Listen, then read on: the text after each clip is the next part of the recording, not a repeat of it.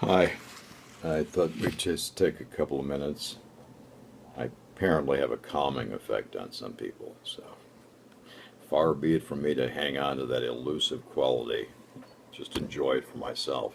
If I could only get it to work on myself. It does, though. I'm going to just offer you the same medicine that I take. All right, the Word of God, rightly divided. Okay. So when it comes to the date that's coming up, September 23rd, I don't mean to be too overly harsh or critical because it took me a long time within Christianity before I finally figured this out. Okay, this is my opinion.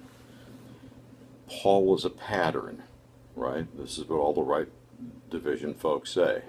All right, so is it that far fetched to believe that somebody can start out in the spirit with manifestations and bells and whistles and all sorts of loving care, just as God exhibited towards his Hebrew children when he led them across the Red Sea, and then they wanted to get under law. You can read about all that in Exodus. It's the same sort of thing. I think a lot of folks have had that experience, maybe started out in charismatic circles. Now, I'm talking 40 years ago, okay? So it's not even the same thing. All the full square gospel folks who had admired a generation before Amy Semple McPherson, I know their history, and I was part of it. But we never, for a second, thought that you could lose your salvation. Good Lord. See, this is where the convergence has come. The legalists, of course, they're never at peace because I don't think they've ever bent their knee to the law and felt dead by it, so that they could turn to Jesus and receive grace. So they're converging. The legalists and the spiritual sort of super charismatic, Sid Roth and all these folks who, Jim Baker selling his big industrial drum size cans of food on TV.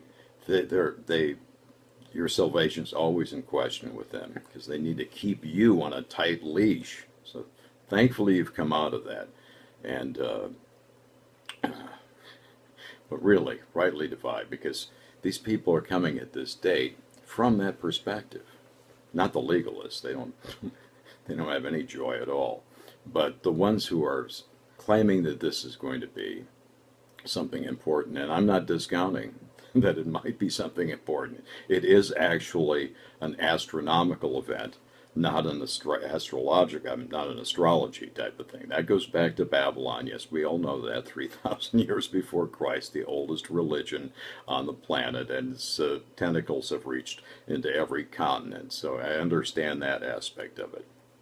But in terms of this being a God orchestrated thing, planets that we have the technology now to see that with Stellarium. All right, the same thing with understanding the Word of God. It took a while for humanity to finally come up with the King James English that everybody spoke in the 17th century. And if you go back 150 years before that, you couldn't understand English. So there are certain things that seem to have to happen with us as men in terms of innovation and opening up doors of greater knowledge, which we definitely have in the end times. And I'm all for what Daniel said.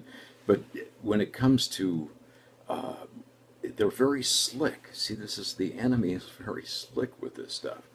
Uh, they can they can claim that they're hearing and they're feeling it in the spirit and having dreams and everything else. But the second they go off the simplicity of the gospel, mainly that it's free, that Jesus Christ is given to all. God raised him for everybody's justification. The sign that mankind got was 2,000 years ago, him on a cross and his shed blood. Okay?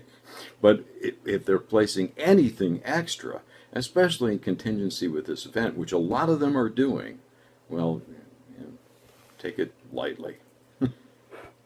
I don't know. Nobody knows. This is what I'm trying to say. When I was young, I lost my wife, and I had an 8-month-old daughter. And a neighbor had told me, she had recommended this pediatrician to me. And we had started to see, of course, long before my wife died. She said, stick with him and listen to everything that he says and write it down because he's always correct. This is a guy who worked with babies, observed, but he could hone in. Now, what is that? That's just making educated guesses. But also, the great diagnosticians in medicine, I believe, also do it from a heart perspective, where they really listen to their patients or they really observe a young infant. All right, so, but there are people in the world that I think that, they sense that something's about to pop or a change, but they're unsure of the nature of it. And then you have people in Christianity who feel that there's a change coming up, and it's always associated with doom and gloom. This is what, and that gets you into fear, which gets you off of where Jesus wants you to be. He wants you to be aware of the fact between your own two ears that you're in Him, and He's in you, and you're marked and sealed, and all these things that are available to everybody in the written word, and nobody seems to be going there, and the less are rightly dividing it. And that's about as angry as I'm going to get today. I'm feeling pretty decent. I hope you are too. So be at peace. God bless. Bye-bye.